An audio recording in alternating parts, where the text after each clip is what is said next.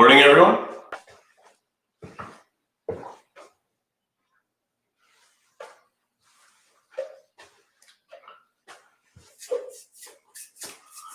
Morning, how are we doing? Questions while we wait? We're a bit early.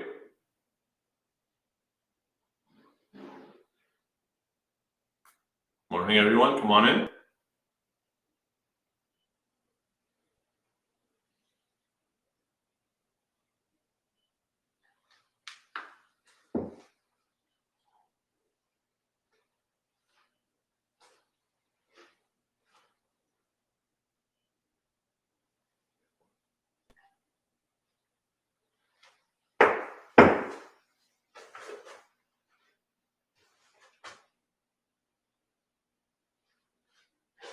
Questions? Anybody while we're waiting? Everything's good?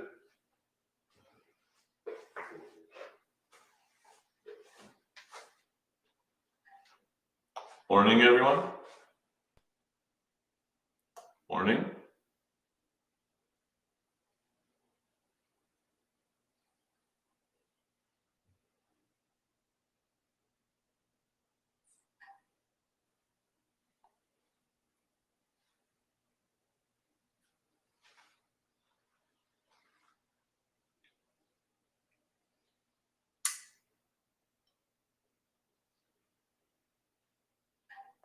Well, while we're waiting for everybody to come in,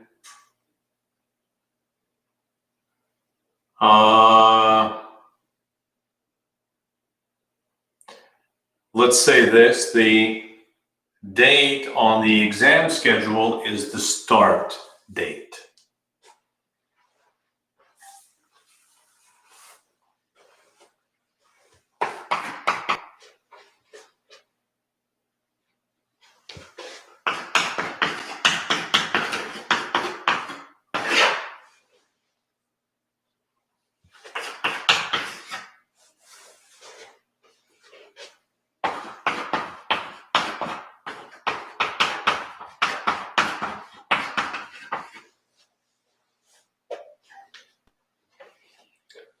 We are looking for the slant asymptotes of this.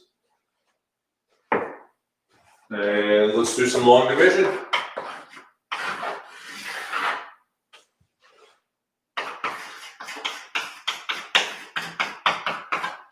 You know how this works.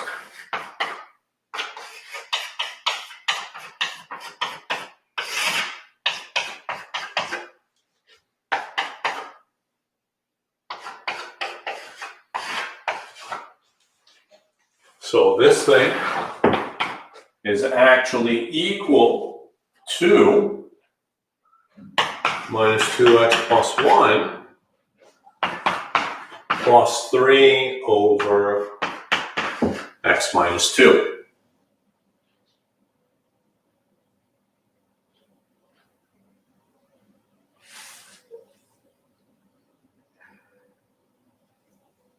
Yeah. Minus plus 3, right? I mean, that's obvious, right? It's obviously correct. And if you remove this, as x goes to infinity or negative infinity, this thing goes to 0. And there's your answer. So limit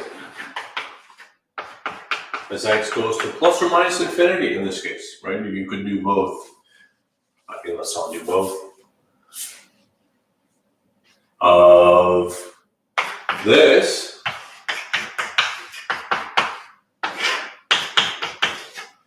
minus 2x plus 1, right? This, which is really this,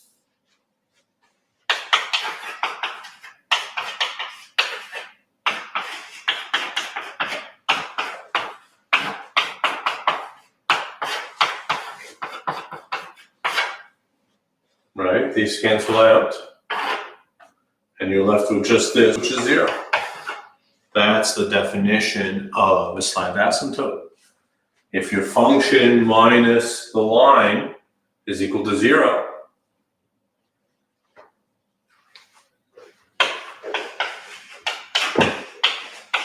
we say similarly limit as x goes to negative infinity. This is the good way to do it. There's an alternate way, right? There's an alternate way. You could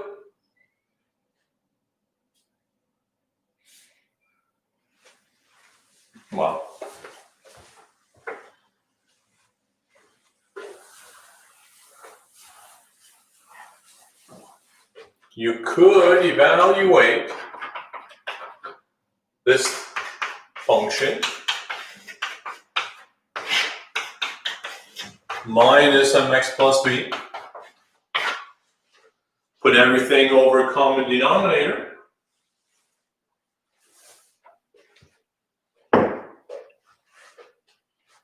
right? Put everything over a common denominator. Let's do it. Might as well do it. We're here. So we want to force this to be 0. You'll see we get the same answer as you would expect, right? 1 plus 5x minus 2x squared. So put everything over common denominator, minus mx plus b times x minus 2.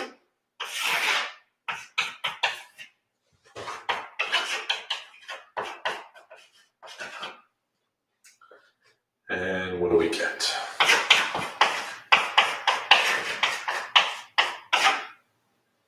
So mx squared minus 2mx plus bx minus 2b.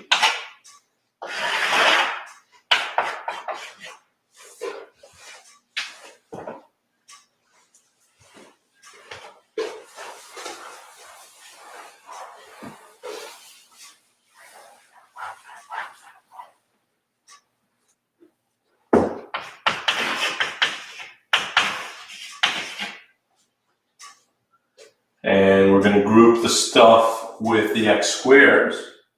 So minus 2 minus m x squared.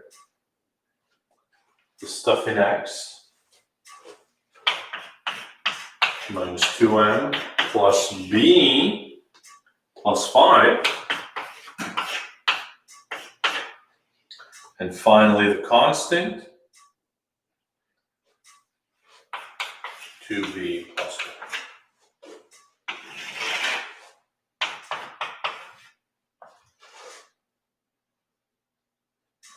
There it is.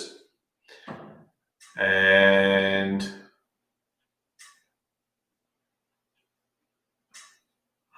Benjamin, yes, we did cover this, and that's exactly what we're doing here, slant or oblique asymptotes.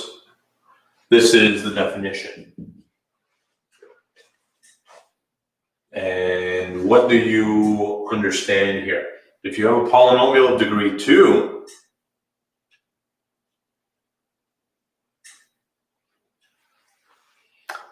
is there any reason to use the second method rather than the first? Not in this case, I don't think.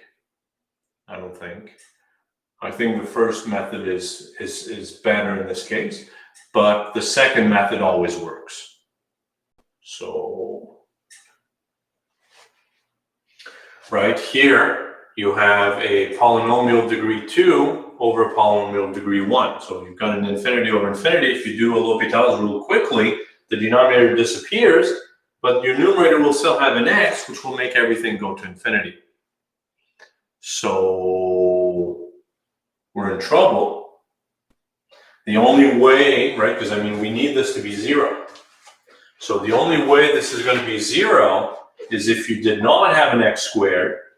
In other words, if minus 2 minus m was equal to 0, or m was equal to minus 2.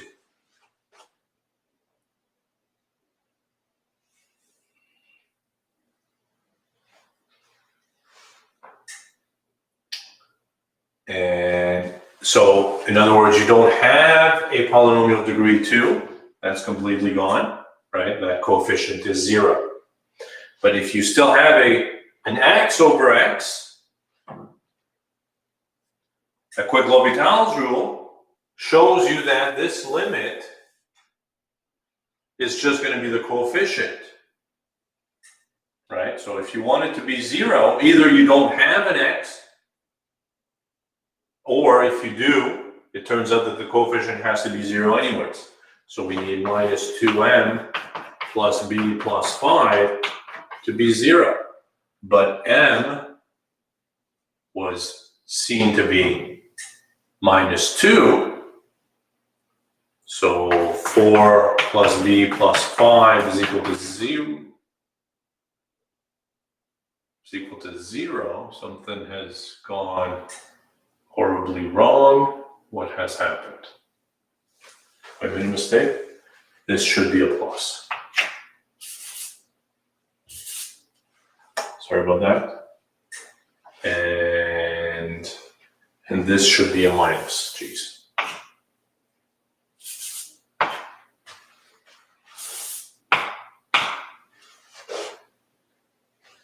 So b is easily seen to be 1. Right, I had forgotten to distribute the negative here. Negative, negative. Yeah. There you have it. So same answer. Same answer as you would expect. How are we doing?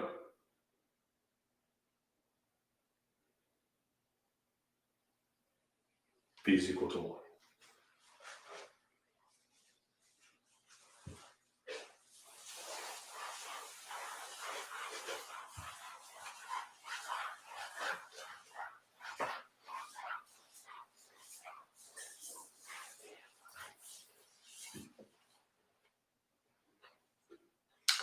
So long division does not work in all cases. It works if you have a rational function, one polynomial divided by the other. If you have other things, then it does not work.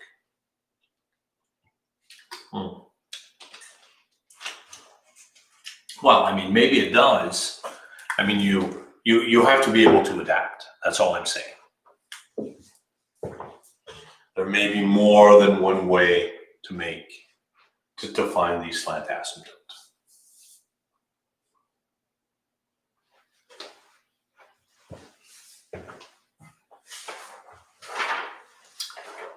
Somebody was asking about a field with a something or other.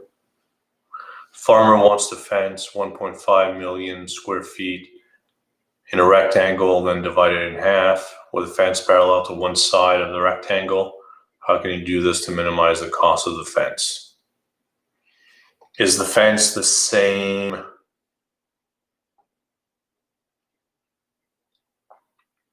Is the fence the same cost everywhere? Get back to me on that, Danishta.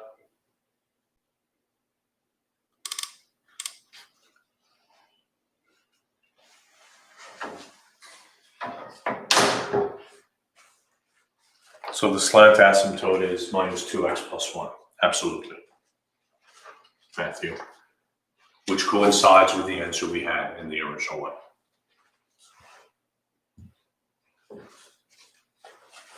All right, so if I understand the question correctly, you have a rectangular field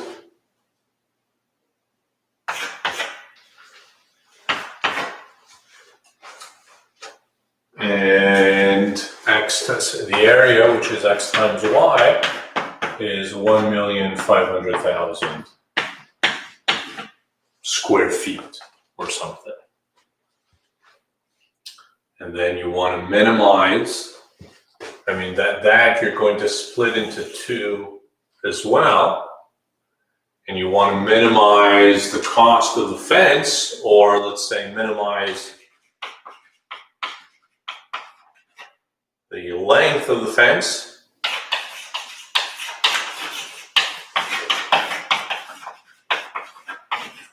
Let's call it L. I mean, you have 2 x's. and 3y. Perhaps you're wondering, what if we did the fence the other way? Then you would have 3x and 2y. It actually doesn't matter. It doesn't matter. As long as you draw it that way, you'll see that the answers are going to coincide. So here, y is this. So if you plug that into here, this is 2x plus 4,500,000 over x. Maybe we want to give a domain for x here, right? Certainly you don't want x to be 0. I mean, you don't want x to be less than 0. Right? You don't want a negative side for a rectangle. And x can be as large as you want, because if x is very large, then y is going to be very small. There it is. So we want to minimize this length L. And I mean, it's the usual. You know how to minimize a function. Going to take the derivative.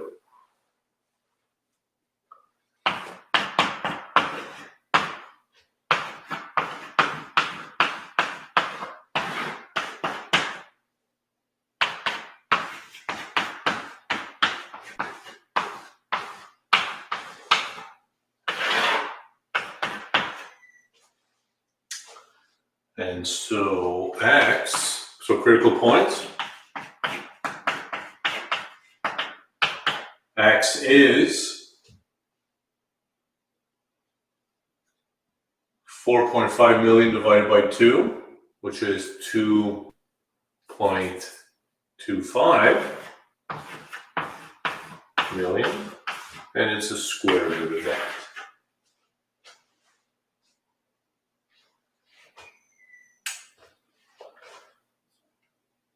$225 square root of that is 15. So that's 15 squared times 10,000. And this is 100 and this is 15, so that's 1,500. Worked out very nicely.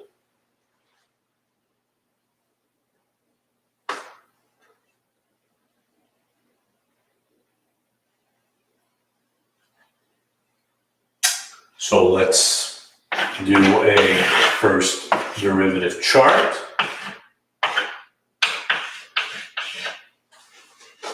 And if you plug in a value close to 0, this is going to be close to 0. Denominator is always positive, so the whole thing is negative. And if you plug in a large positive value, this is going to be a very large positive number. Minus that is going to be positive, which means it's increasing here as well. So we see that we have an absolute minimum occurring when x is 1,500. And if x is 1,500, y is easily seen to be 1,000. And yeah, I mean, it depends what the question was asking. If it was asking for the dimensions of the field, then there it is. This y is going to be the shortest, is going to be the shorter side, right? If you had done it in the other way, then it would have turned out that x would have been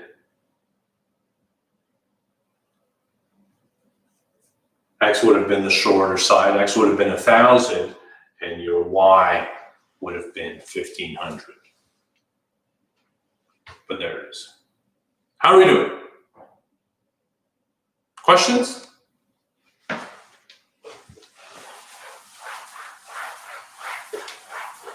Let's try another few of these.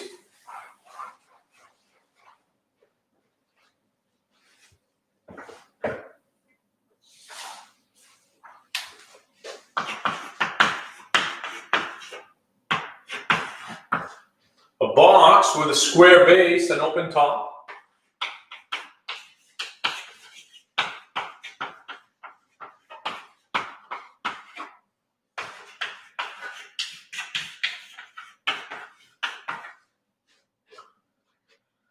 Must have a volume of 32,000.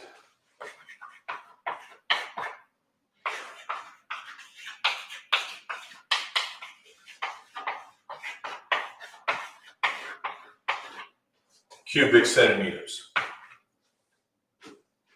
Find the dimensions of the box that minimize the amount of material used.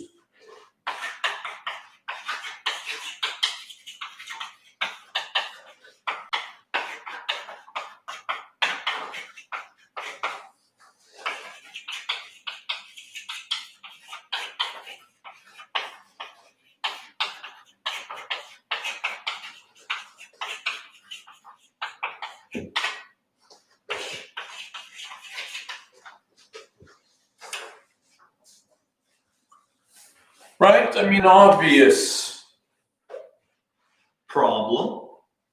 If you're working for a company and you have to make boxes with a square base, well, I mean, if it was square sides too, then there wouldn't be any question, right?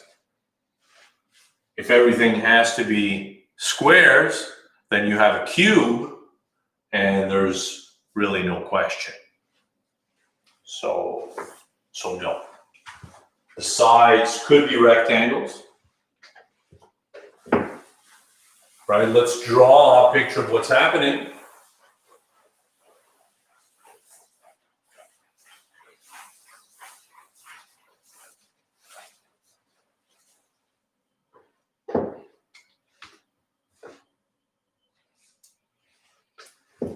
Right, we have a terrible picture there. Square base.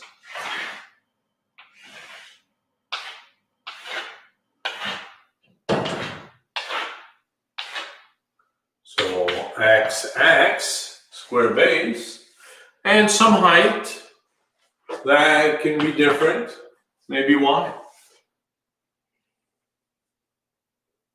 What's given? The volume, which is x times y. The volume must be 32,000. Right, so maybe you're shipping stuff in a box. You're shipping them 32,000 cubic centimeters worth at a time. But of course, you want to not throw out any money. So you want to minimize the amount of material used. So what do we want to minimize? We want to minimize the surface area. What is the surface area? Well, you've got your bottom, which has area x times x squared. And then you've got these four sides, each of which have area xy.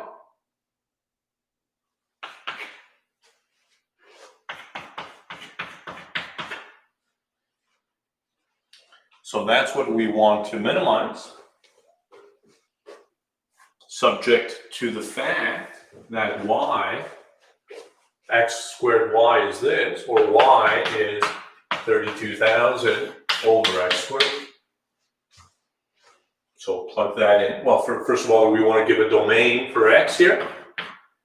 Again, you don't want x to be less than 0. That wouldn't make sense here. And you don't want x to be 0 either, but x can be as large as you want, in which case the height is going to be very, very small.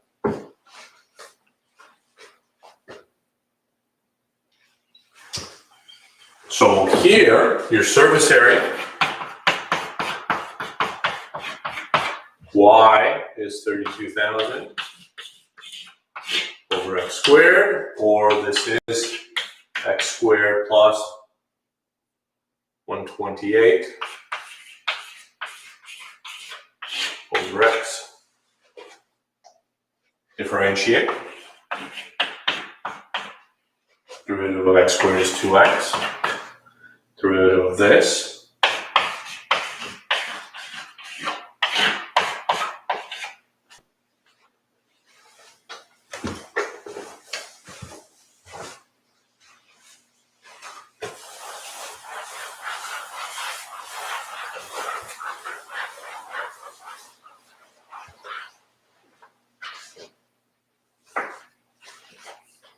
Let's put everything over the common denominator, 2x cubed.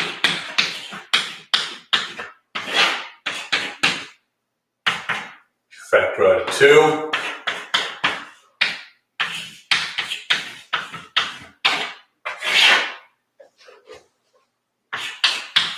And I think it's easy to see that the critical points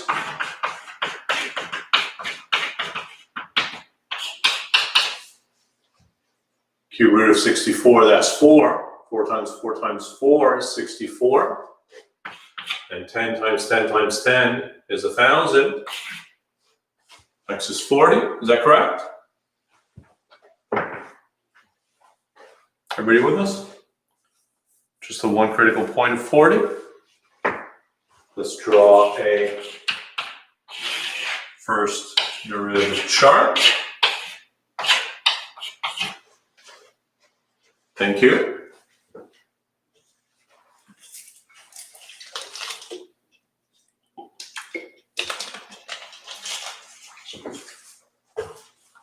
If you plug something close to 0 here, first of all, the denominator is always positive. This is always positive, so the sign is going to depend on what's in the brackets. If you plug in something close to 0, this is going to be close to 0, so negative. And if you plug in something positive, something very large, this is going to be very large. Minus 64,000 is still going to be very large. There it is. So we see we have an absolute minimum occurring at 40. The question was asking us for the dimensions. So again, it's important to answer that question. The base should be a square with length with sides 40 centimeters, and the height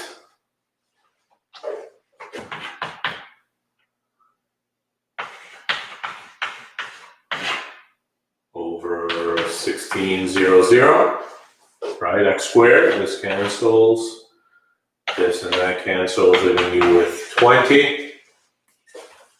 There it is. So square base of 40 centimeters and a height of 20 centimeters. This is going to minimize the surface area. In the case that you have no top, right? No top, just one x squared.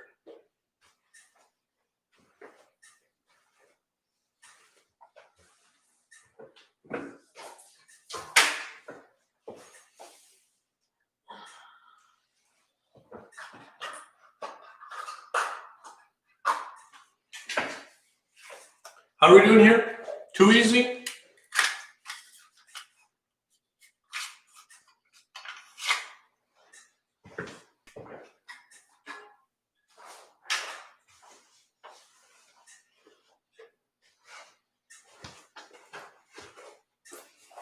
Well, it is a bit easy.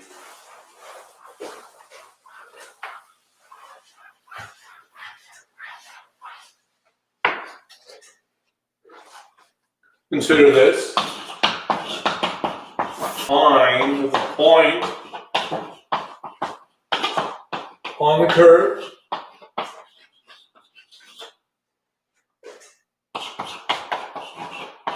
y equals root x that is closest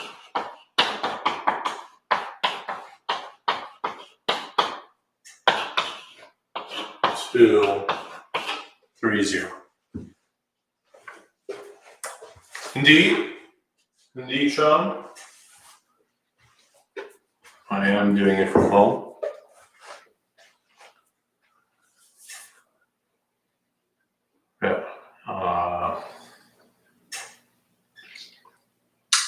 when we had that 2-week break in March.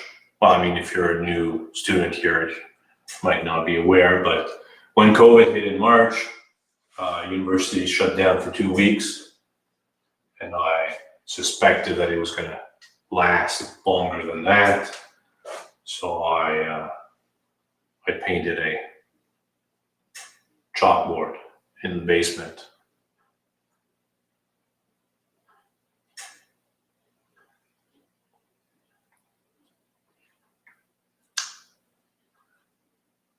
And there we have it, 6 months later. Yeah. Yeah, they sell this chalkboard paint. They sell this chalkboard paint over the counter, Roanoke, or yep. Well, I mean, sure, maybe, but you know, I mean, I wanted to offer something as close to an in-person experience as you could get, right? And I think that's as close as it gets. Well, you know, I'll be honest, it's very dusty. It's my understanding that they have this amazing dustless chalk, but I think you have to order it from Japan or something, and yeah, that's the thing. I mean, you know, everybody's doing it from a tablet. I figured I would offer something better, and you know, I mean, this 2-week period that we had, I was able to, well, at least get this done. And I was offering stuff on Zoom, but you could see that Zoom wasn't optimal, and I was streaming from a laptop with the built-in webcam, which was terrible. So I had to buy a webcam, and yeah, that's the thing. I mean, I think it's refreshing to see another format. And, you know, I mean, if you're taking 4 or 5 courses and 3 or 4 of them are teaching from tablets, at least one other thing that you might have to look forward to. Yeah.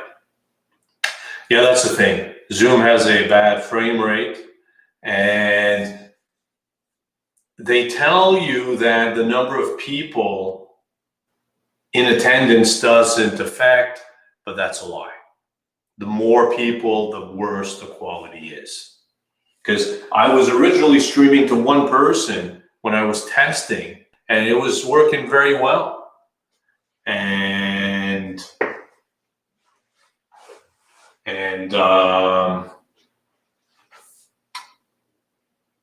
then when we went live to a full class, I mean, it was terrible. The site would crash. It was this and that. Yeah. So I mean, I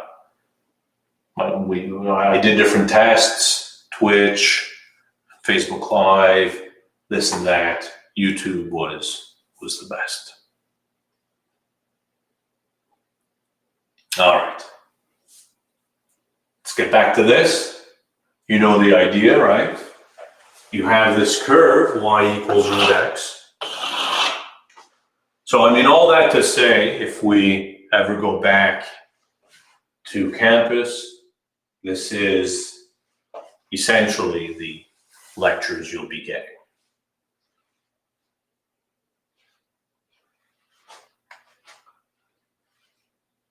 Well, better than in person, but you know, I mean, I feel that after a year of online classes, nobody's going to want to watch another video again.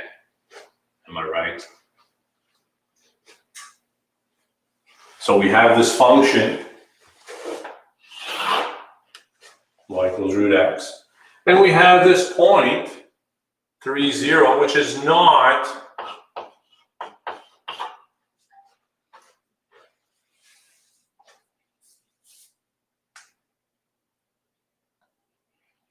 and we have this point that is not on the curve.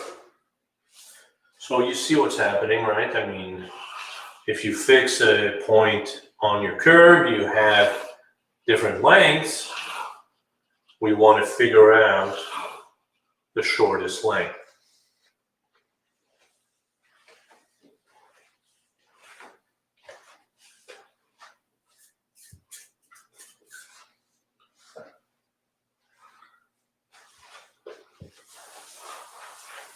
Well, I mean, I don't know exactly what they have in store for the winter term, but I mean, you know, originally it had been announced that it was completely online, and I don't think that's going to change. I think it's going to be completely online.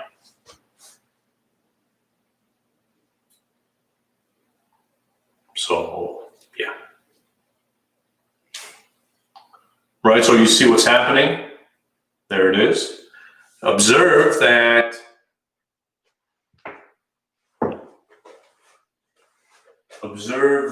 every point here, every point on your curve has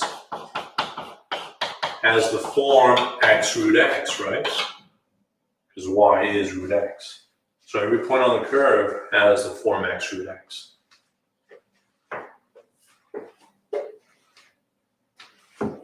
So what is the distance between any point on your curve and the point 30? The distance is the square root of x minus 3 squared plus y minus 0 squared. Right? You know the distance formula between. Well, absolutely, Sean, right? I mean, you could answer this in different ways. Maybe a 133 approach would work. Right, so what we want to minimize, we want to minimize the distance. And this is just x. We want to minimize this distance.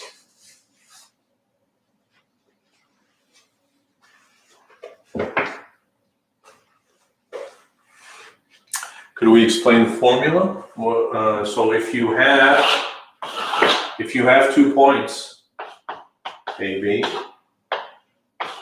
and CD, what is the distance between these 2 points?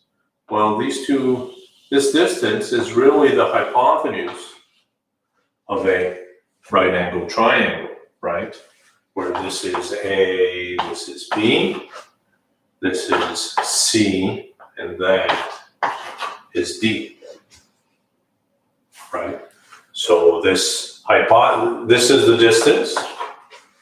This is the hypotenuse of this right angled triangle, and so D squared by the Pythagorean theorem is this square plus that square, but this is just C minus A.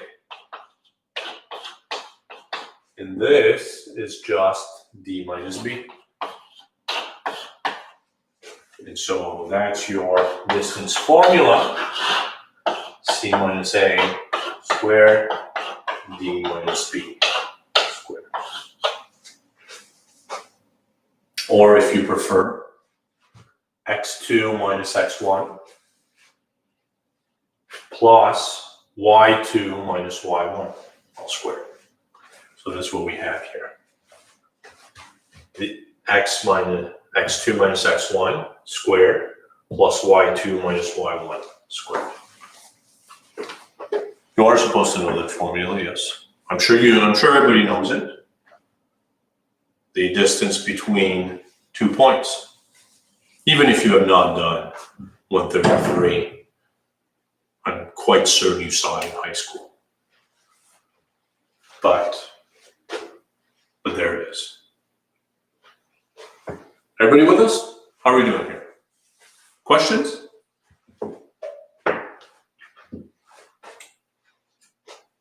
No, we're good? This is what we want to minimize.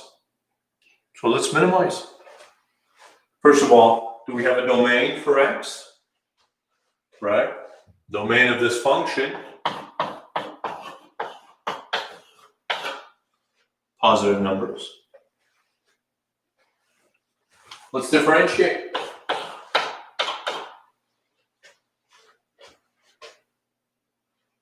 Well, what do we have here? Here we have a square root. So the derivative is 1 over 2 square root.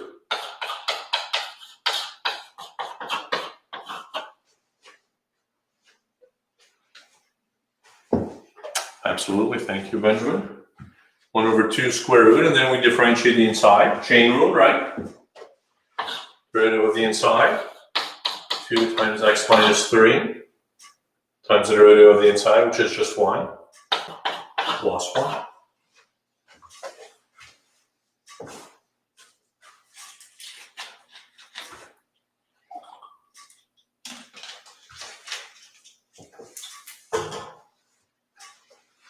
Let's look at critical points. Observe that the denominator here, x is always positive, right? So this is bigger than or equal to 0. This, being squared, is bigger than or equal to 0. And these are never 0 at the same time, right? This is 0 when x is 0. This is 0 when x is 3. So this denominator is never 0. So you don't get any critical points from the denominator. The numerator, which is 2x minus 6 plus 1, or 2x minus 5, critical points are easily seen to be 5 over 2. And this idea here, that you never get any critical points from the denominator, is the reason, thank you, Morgan, is the reason why, if you look at solutions in the book is not going to minimize this function. The book gets rid of the square root. The book minimizes d squared.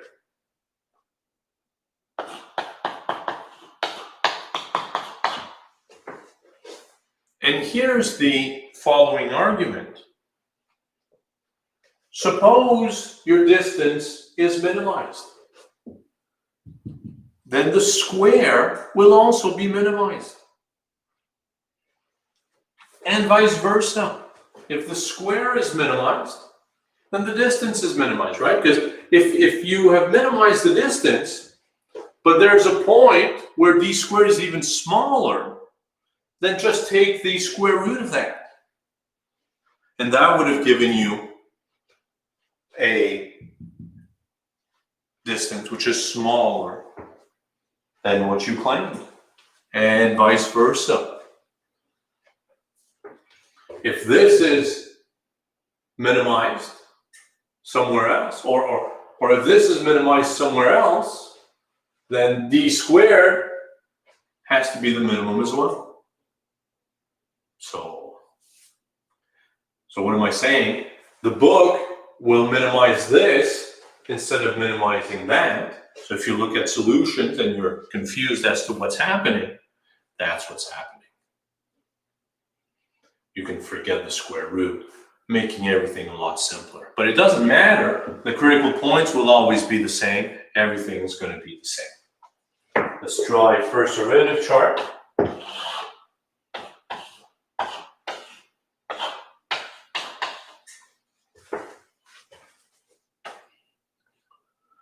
And again, the denominator, being the square root, is always going to be positive, so you can forget about it. The numerator is 2x minus 5. If you take a number very close to 0, this is going to be close to 0, so your denominator is going to be negative, and the numerator is going to be negative, so function is decreasing. and plug in a large value of x, it's going to be a very large number, minus 5, it's going to be positive.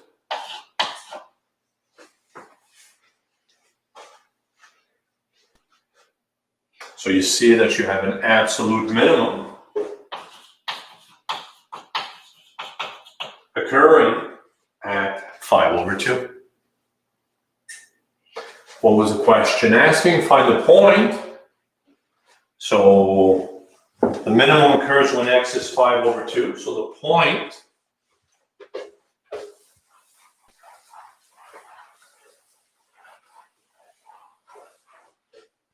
probably should not have erased it here, but the point x equals 5/2, y equals square root of 5/2.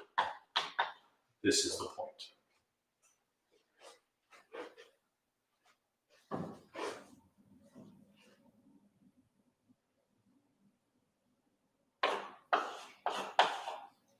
It's a nice exercise to observe that this point right here has tangent line perpendicular to the line joining the point 3, 0. Right? So this point is going to be normal, and that's a nice observation. And you could have used this, let's not do it, but you could have given an argument that the line had to be normal to the tangent at that point and solved it that way.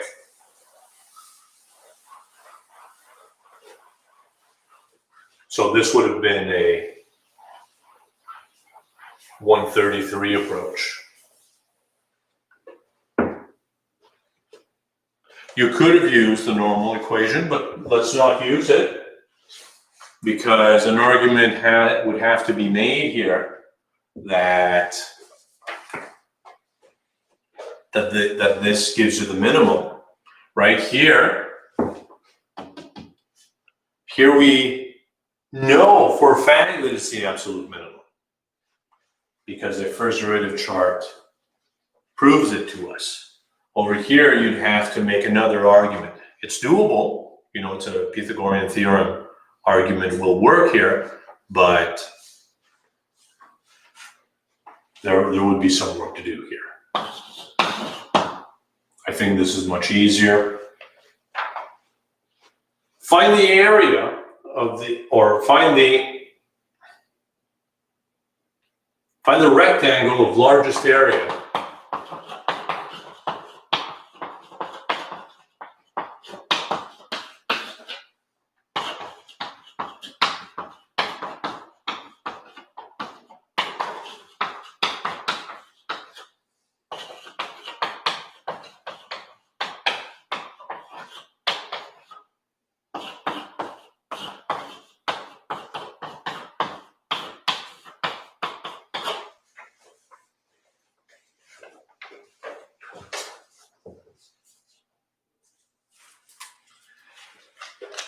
Yep, there's always an argument for 133. 133 is an amazing course.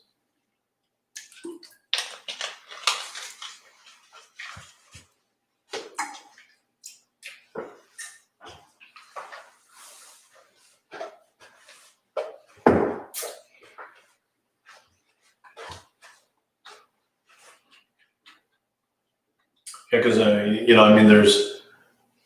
I don't know if I mentioned this before, but the derivative to be a linear.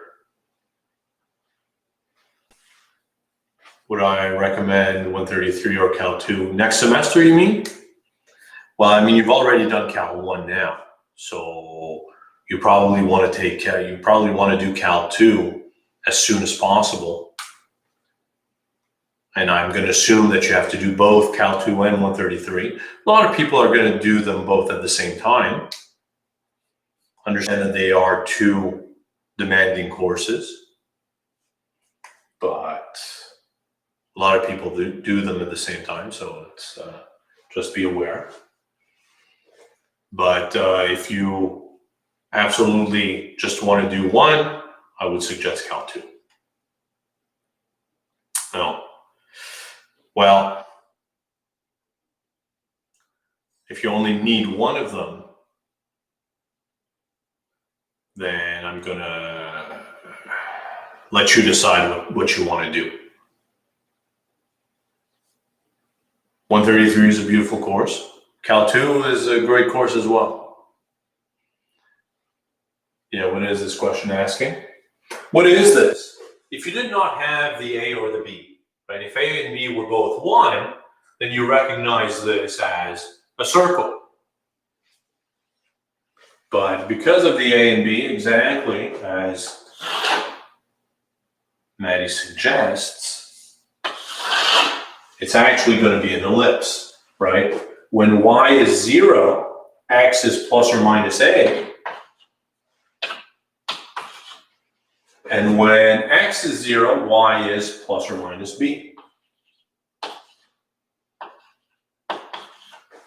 So it's almost a circle.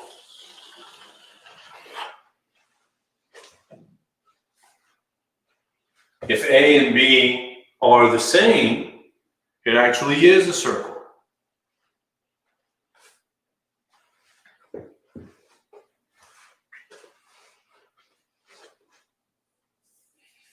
So you've got an ellipse. And what do we want to do? We want to fit a rectangle inside. So you see that you have many options, right? There's one. There's another. There's another. Right, or this thin one right here. You know, you can fit infinitely many rectangles inside. Which one has the largest area?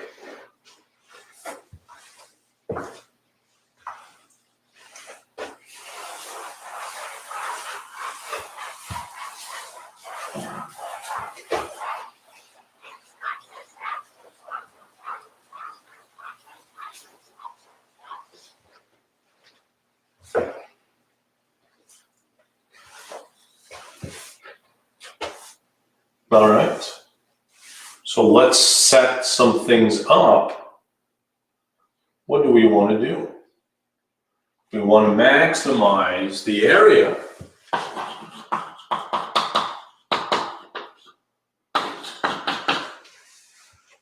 Let's introduce some variables. But of course, you're in the x and y plane. So let's look at where the function intersects with the rectangle. Let's look at the vertices. Would the rectangle be a square? Who knows? Maybe. We'll see. I mean, this is going to come out naturally if it is. Maybe it is, maybe it isn't. Something to keep in mind. But let's see what happens. So where do these intersect? Let's call this point xy. Makes a lot of sense, right? And since this point is on your ellipse, then x and y satisfy this equation. So if this is the point xy, this is going to be the point negative xy, and this is going to be the point negative x negative y, and this is going to be the point x negative y. In other words, what is the area of this rectangle? Well, you've got x and x, so this length is 2x, and this height is 2y. So 2x times 2y, or 4xy, is the area.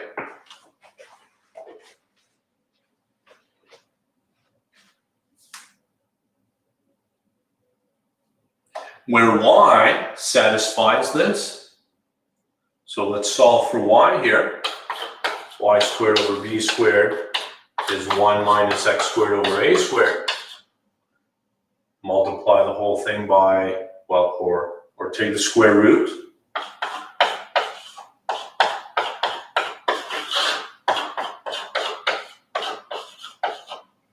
And bring the b to the other side.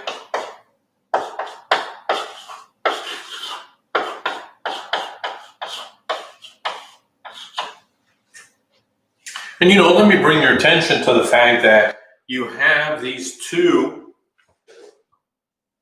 variables floating around here. Very similar to midterm questions, right? And,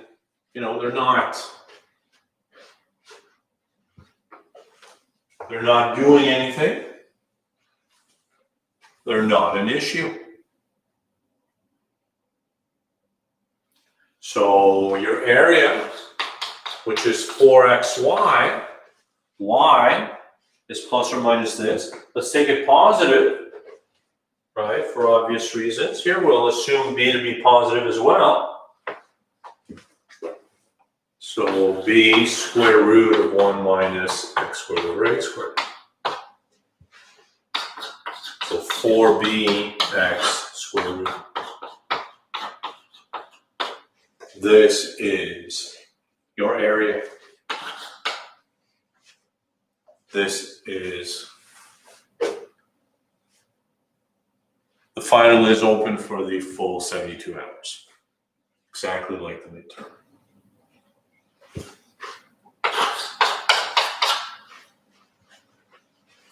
Let's take the derivative. You know what to do, right? We want to maximize. You've got, first of all, 4b is just a constant. Let's take it outside, and here you've got a product. So the derivative is the product rule. Requires a product rule. Let's differentiate the first one, leaving the second one fixed. Plus, leave the first one fixed, differentiate the second one. Second one is the square root, whose derivative is this, times the derivative of the inside, minus 2x over a squared. Y is 4b constant. Here, a and b are constant numbers, right? B is fixed, and so is a. How do we know whether to use the plus or minus? Well, you want, right? I mean, here,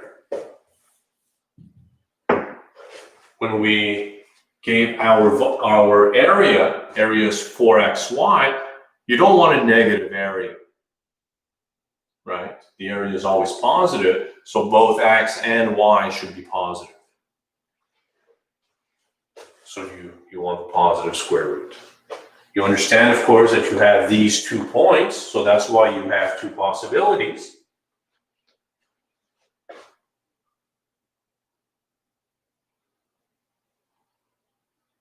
Shouldn't it be 4bx? Well, I left the 4b outside, right? I treated it like this.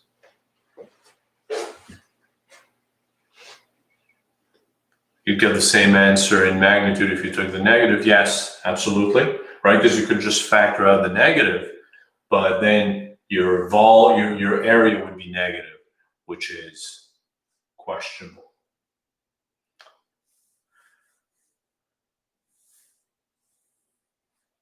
Yeah, I know you mean this, but I have brackets here. This 4b is multiplying both pieces.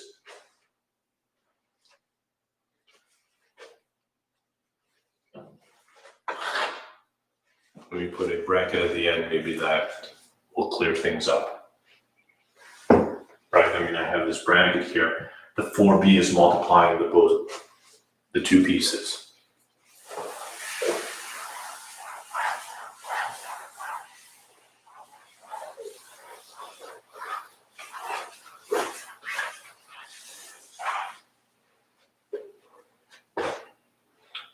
Here we go. Let's clean that up. 4b outside. What do I want to do here? Maybe we can cancel some stuff.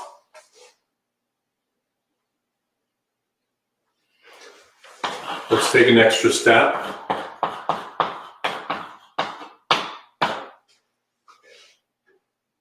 Minus, this is going to be x squared over a squared.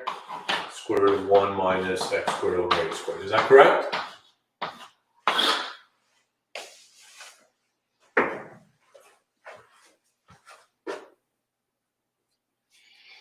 And let's put everything over a common denominator.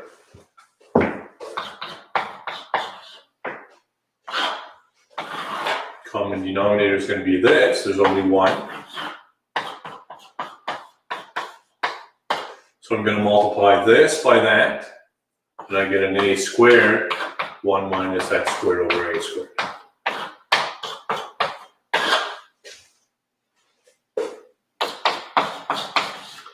Which is a squared minus 2x squared over a squared, 1 minus x squared over a squared.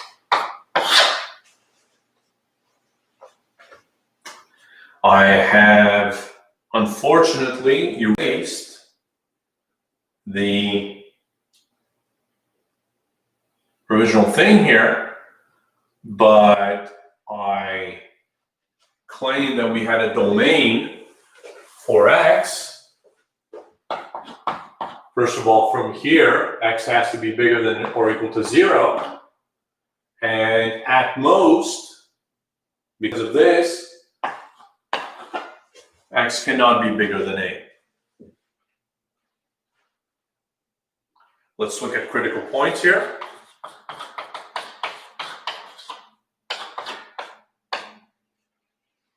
From the denominator, x equals plus or minus a.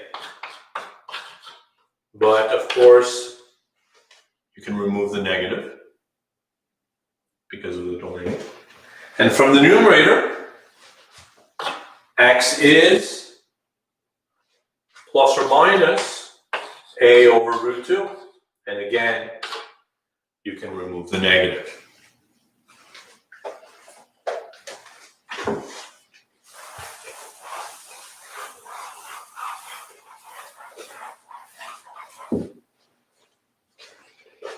So let's draw a first derivative chart.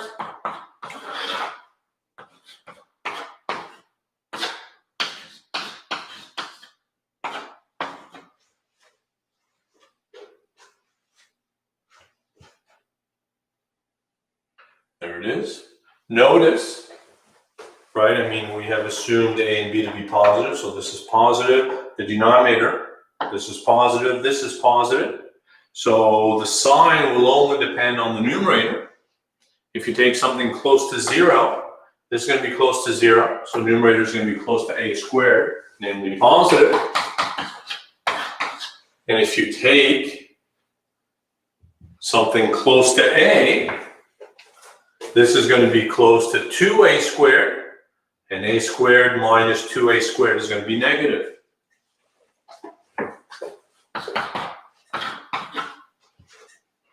There you have it. So we see that we have an absolute maximum occurring at a over root 2.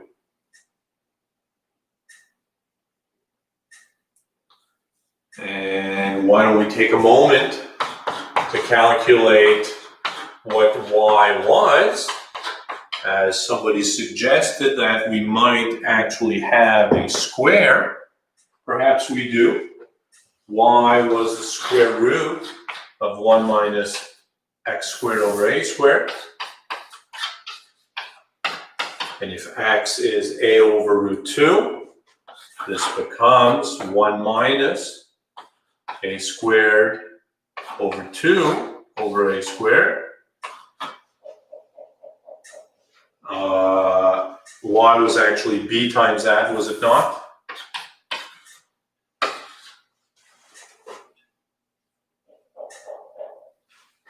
Was it?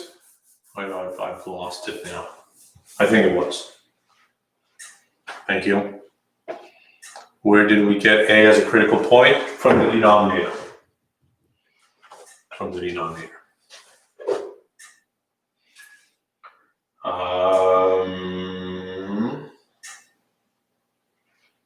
So what happens here? The A's cancel out nicely, and you get B times square root of 1 minus 1/2, which is B over root 2. There it is. So A over root 2, B over root 2.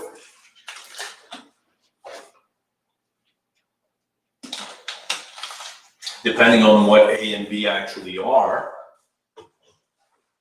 right? If A and B are the same, then you do have a square. If they're not, you don't.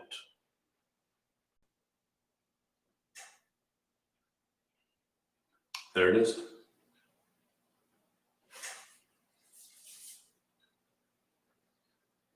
How are we doing here? Questions?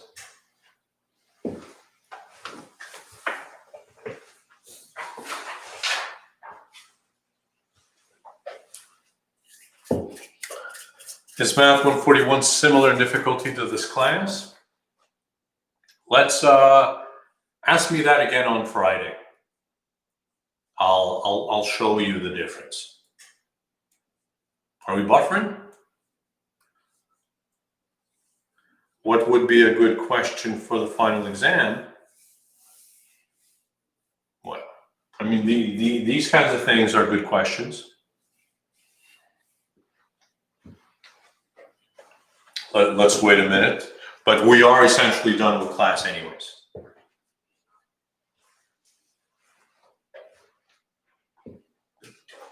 So anyways, for those of you who don't have a buffer, let me mention that, so we're back.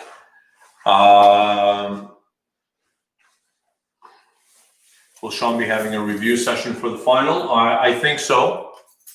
I think so. We haven't discussed it yet, but yeah, we'll set that up. You know, I mean, so these optimization questions make excellent questions for the final. You should be comfortable with those. On Friday, we'll do one more, and then we'll move on to antiderivatives. And whoever, I think it was Sean or Morgan that was asking me the level of difficulty, 140 versus 141. We can discuss the 141 difficulty on Friday when we actually look at antiderivatives. So thank you all for coming. I will see you on Friday. You guys have a good one.